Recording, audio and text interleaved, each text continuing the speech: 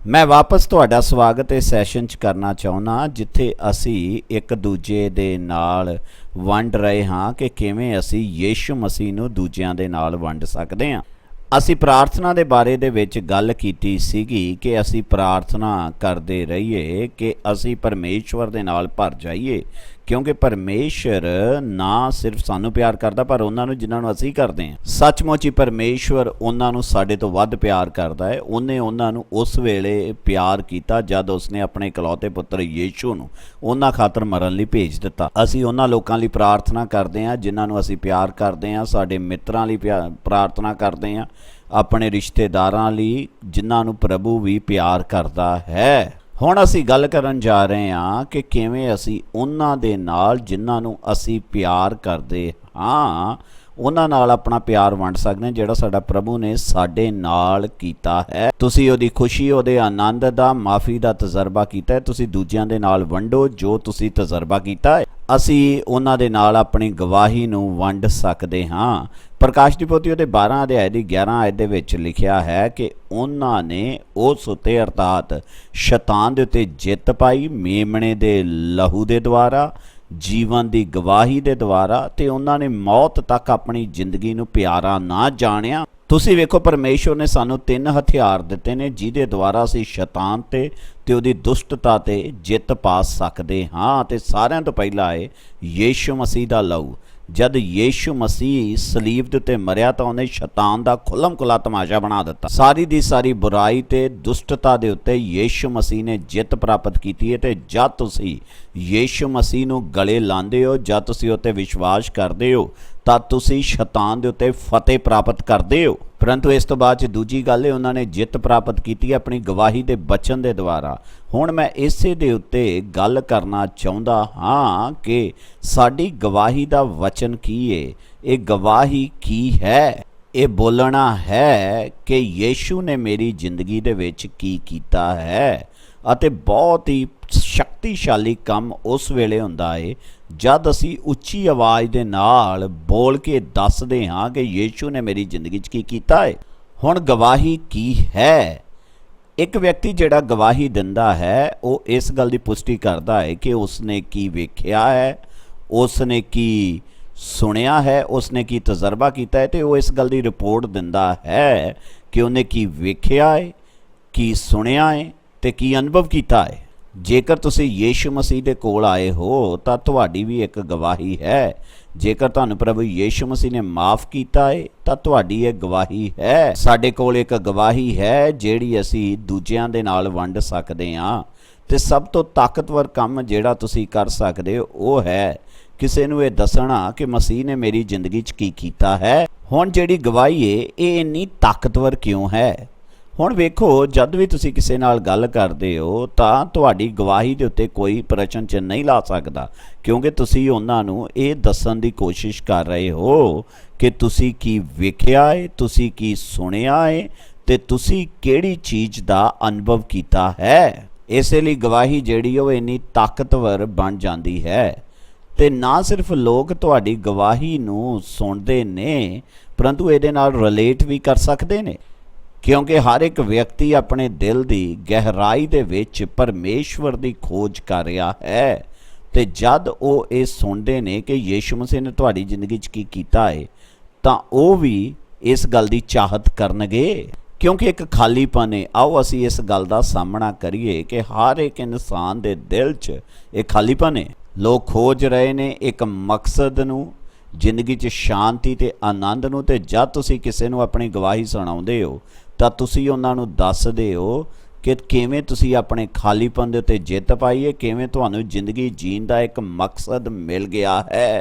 ਹੁਣ ਬਾਈਬਲ ਦੱਸਦੀ ਏ ਕਿ ਜਦੋਂ ਅਸੀਂ ਯੀਸ਼ੂ ਤੇ ਵਿਸ਼ਵਾਸ ਕਰਦੇ ਹਾਂ ਤਾਂ ਅਸੀਂ ਉਹਦੇ ਗਵਾਹ ਬਣ ਜਾਂਦੇ ਹਾਂ। ਤੇ ਇੱਕ ਗਵਾਹ ਉਹ ਵਿਅਕਤੀ ਹੁੰਦਾ ਹੈ ਜਿਹੜਾ ਦੱਸਦਾ ਹੈ, ਜਿਹੜਾ ਇੱਕ ਕਹਾਣੀ ਸੁਣਾਉਂਦਾ ਹੈ। ਹੁਣ ਰਸੂਲਾਂ ਦੇ ਕਰਤੱਵ ਉਹਦੇ 1 ਅਧਿਆਇ ਦੀ 8 ਆਇਤ ਦੇ ਵਿੱਚ ਲਿਖਿਆ ਹੈ, ਤੁਸੀਂ ਤਾਕਤ ਪਾਓਗੇ ਜਦ ਤੁਸੀਂ पवित्र आत्मा नाल भर जाओगे तो तुसी मेरे गवाह ठहरोगे यरूशलेम दे विच, यहूदिया दे विच, सामरिया दे विच ते धरती दे कोने कोने ते तुसी मेरे गवाह ठहरोगे। परमेश्वर तुहानू शक्ति देवेगा। अते बहुत ही ज़्यादा जरूरी है कि ना सिर्फ ਅਸੀਂ ਯीशु ਮਸੀਹ ਦੀ ਗਵਾਹੀ ਦਈਏ, ਬਲਕਿ ਅਸੀਂ ਉਹਦੇ ਪਵਿੱਤਰ ਆਤਮਾ ਦੇ ਨਾਲ ਇੰਨੇ ਭਰ ਜਾਈਏ ਕਿ ਅਸੀਂ ਉਹਦੇ ਪ੍ਰਭਾਵਸ਼ਾਲੀ ਗਵਾਹ ਬਣ ਸਕੀਏ। ਪਿਛਲੇ ਹਫ਼ਤੇ ਅਸੀਂ ਇਸੇ ਤੇ ਗੱਲ ਕੀਤੀ ਸੀ ਕਿ ਜਦ ਅਸੀਂ ਆਪਣਾ ਪਵਿੱਤਰ ਆਤਮਾ ਨੂੰ ਦੇ ਦਿੰਦੇ ਹਾਂ ਤਾਂ ਪਵਿੱਤਰ ਆਤਮਾ ਸਾਨੂੰ ਭਰ ਦਿੰਦਾ, ਸਾਡਾ ਸਸ਼ਕਤੀਕਰਨ ਕਰਦਾ ਹੈ ਅਤੇ ਉਹ ਤੁਹਾਨੂੰ ਕਿਰਪਾ ਬਖਸ਼ੇਗਾ ਕਿ ਤੁਸੀਂ ਯीशु ਮਸੀਹ ਦੀ ਗਵਾਹੀ ਨੂੰ ਉਹਨਾਂ ਦੇ ਨਾਲ ਵੰਡ ਸਕੋ। ਅਤੇ ਮੈਂ ਤੁਹਾਨੂੰ ਹੁਣ ਕੁਝ ਵਿਹਾਰਿਕ ਤੱਥ ਦੇਣਾ ਚਾਹੁੰਦਾ ਕਿ ਕਿਵੇਂ ਤੁਸੀਂ ਆਪਣੀ ਗਵਾਹੀ ਨੂੰ ਵੰਡ ਸਕਦੇ ਹੋ। ਤੁਸੀਂ ਕਿਹਦੇ ਨਾਲ ਗਵਾਹੀ ਨੂੰ ਵੰਡੋਗੇ? ਉਹਨਾਂ 5 ਲੋਕਾਂ ਦੇ ਨਾਲ ਜਿਨ੍ਹਾਂ ਦੀ ਤੁਸੀਂ ਸੂਚੀ ਬਣਾਈ ਹੈ, ਜਿਨ੍ਹਾਂ ਲੋਕਾਂ ਨੂੰ ਤੁਸੀਂ ਪਿਆਰ ਕਰਦੇ ਹੋ, ਜਿਨ੍ਹਾਂ ਦੀ ਪਰਵਾਹ ਕਰਦੇ ਹੋ। ਤੁਸੀਂ ਉਹਨਾਂ ਵਾਸਤੇ ਪ੍ਰਾਰਥਨਾ ਕਰਦੇ ਹੋਏ ਆਏ ਹੋ ਤੇ ਤੁਸੀਂ ਪਰਮੇਸ਼ਵਰ ਨੂੰ ਕਹਿ ਰਹੇ ਹੋ ਕਿ ਪਰਮੇਸ਼ਵਰ ਉਹਨਾਂ ਦੀ ਜ਼ਿੰਦਗੀ ਨੂੰ ਛੂਹ ਲਵੇ। ਅਤੇ ਹੁਣ ਤੁਸੀਂ ਜਾ ਕੇ ਉਹਨਾਂ ਦੇ ਨਾਲ ਵੰਡਣਾ ਹੈ ਕਿ ਪਰਮੇਸ਼ਵਰ ਨੇ ਤੁਹਾਡੀ ਜ਼ਿੰਦਗੀ 'ਚ ਕੀ ਕੀਤਾ ਹੈ, ਤਾਂ ਕਿ ਉਹਨਾਂ ਦੀ ਜ਼ਿੰਦਗੀ ਦੇ ਵਿੱਚ ਵੀ ਇਹੀ ਹੋ ਸਕੇ।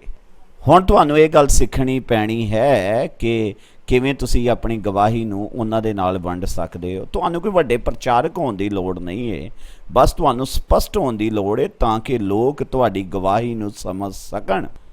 ਆਓ ਮੈਂ ਤੁਹਾਡੀ ਮਦਦ ਕਰਦਾ ਵਾਂ। 4 ਗੱਲਾਂ ਨੇ ਜਿਹੜੀਆਂ ਤੁਹਾਡੀ ਗਵਾਹੀ ਸੁਣਾਉਣ 'ਚ ਮਦਦ ਕਰਨਗੀਆਂ। ਪਹਿਲੀ ਗੱਲ, ਮਸੀਹ 'ਚ ਆਉਣ ਤੋਂ ਪਹਿਲਾਂ ਤੁਹਾਡੀ ਜ਼ਿੰਦਗੀ ਕਿਹੋ ਜਿਹੀ ਸੀ।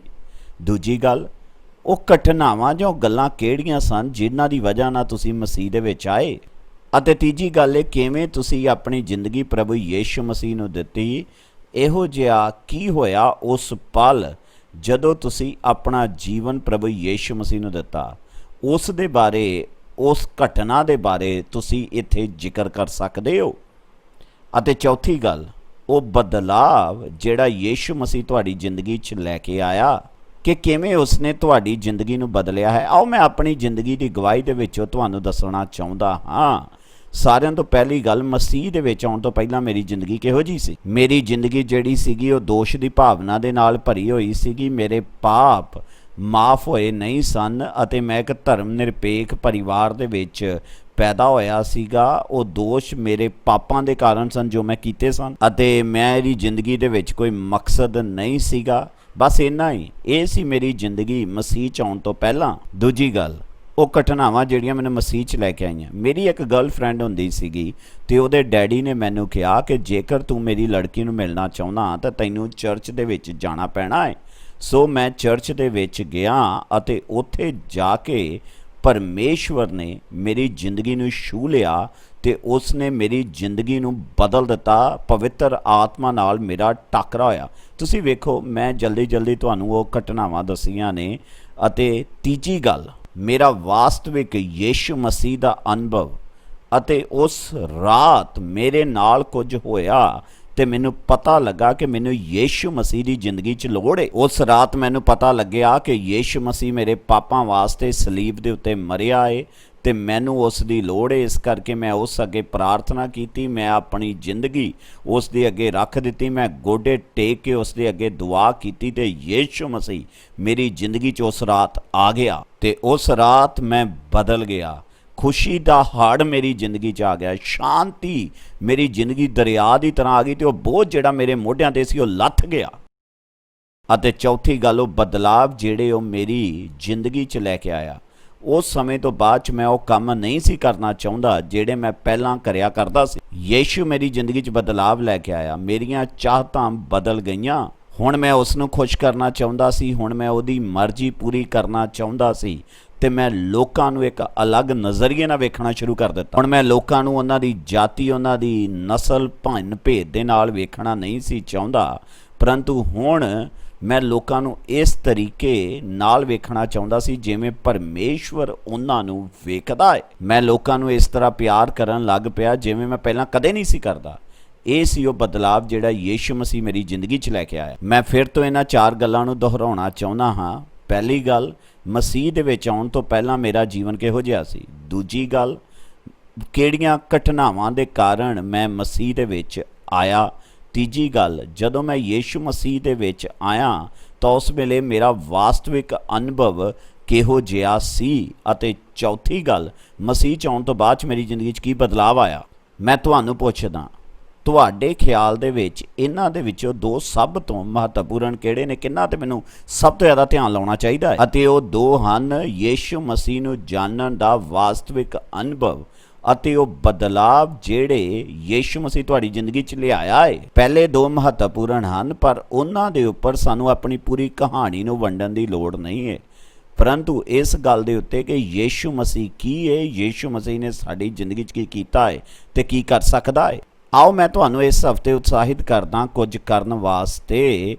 ਤੁਸੀਂ ਪ੍ਰਾਰਥਨਾ ਕਰੋ ਅਤੇ ਉਸ ਸੂਚੀ ਵਾਸਤੇ ਪ੍ਰਾਰਥਨਾ ਕਰੋ ਜਿਹੜੀ ਕਿ ਤੁਸੀਂ ਬਣਾਈ ਹੈ, ਕਿ ਤੁਸੀਂ ਉਹਨਾਂ ਲੋਕਾਂ ਦੇ ਨਾਲ ਵੰਡੋ, ਆਪਣੀ ਗਵਾਹੀ ਨੂੰ ਦੱਸੋ, ਉਹਨਾਂ ਲੋਕਾਂ ਨੂੰ ਜਿਨ੍ਹਾਂ ਦੇ ਵਾਸਤੇ ਤੁਸੀਂ ਪ੍ਰਾਰਥਨਾ ਕਰਦੇ ਆਏ ਹੋ, ਜਿਨ੍ਹਾਂ ਨੂੰ ਤੁਸੀਂ ਪਿਆਰ ਕਰਦੇ ਹੋ। ਜੇਕਰ ਤੁਹਾਡਾ ਕੋਈ ਮਿੱਤਰ ਤੁਹਾਡੇ ਕੋਲ ਹੈ ਜਾਂ ਤੁਸੀਂ ਕਿਸੇ ਨੂੰ ਜਾਣਦੇ ਹੋ ਤਾਂ ਜਾਓ, ਉਹਨਾਂ ਨੂੰ ਜਾ ਕੇ ਤੁਸੀਂ ਆਪਣੀ ਗਵਾਹੀ ਸੁਣਾਓ ਕਿ ਕਿਵੇਂ ਮਸੀਹ ਤੁਹਾਡੀ ਜ਼ਿੰਦਗੀ ਦੇ ਵਿੱਚ ਆਇਆ ਹੈ ਤੇ ਕਿਵੇਂ ਉਸਨੇ ਤੁਹਾਡੀ ਜ਼ਿੰਦਗੀ ਨੂੰ ਬਦਲਿਆ ਹੈ। ਜੇਕਰ ਤੁਹਾਡੇ ਕੋਲ ਕੋਈ ਨਹੀਂ ਹੈ ਤਾਂ ਤੁਸੀਂ ਉਹਨੂੰ ਲੱਭੋ, ਤੁਸੀਂ ਉਹਨਾਂ ਦੇ ਨਾਲ ਦੋਸਤੀ ਕਰੋ, ਉਹਨਾਂ ਦੇ ਵਾਸਤੇ ਪ੍ਰਾਰਥਨਾ ਕਰਦੇ ਰਹੋ ਤੇ ਜਦ ਮੌਕਾ ਹੋਵੇ ਤਾਂ ਤੁਸੀਂ ਉਹਨਾਂ ਦੇ ਨਾਲ ਵੰਡ ਸਕਦੇ ਹੋ।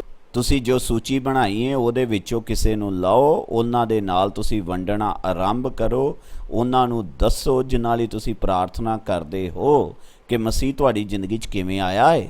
ਅਤੇ ਵੇਖੋ ਪਰਮੇਸ਼ਵਰ ਕੀ ਕਰਨ ਵਾਲੇ ਨੇ। ਪਰਮੇਸ਼ਰ ਇੱਕ ਵੱਡਾ ਕੰਮ ਕਰਨ ਵਾਲੇ ਹਨ।